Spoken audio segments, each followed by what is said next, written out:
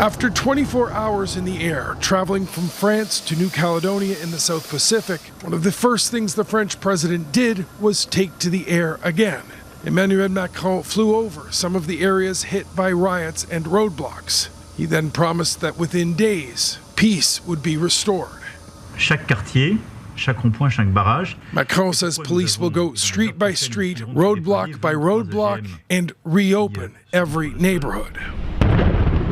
The deadly riots that have gripped New Caledonia for 11 days have left hundreds of people injured and at least 6 dead. Major thoroughfares are still closed, blocked by protesters.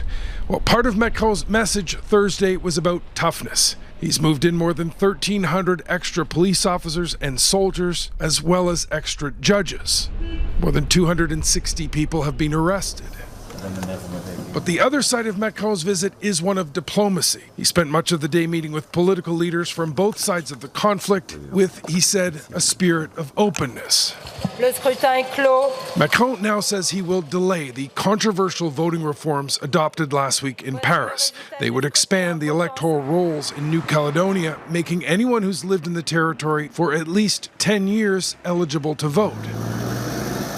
That change is strongly opposed by Indigenous groups who say it would dilute their political power. The Kanak people make up just over 40% of New Caledonia's population. The government and the ministers, they're bringing back the war here in New Caledonia, the civil war here.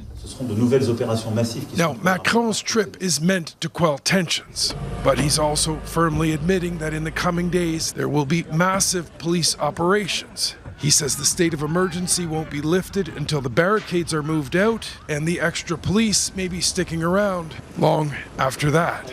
Mike Armstrong, Global News, Montreal.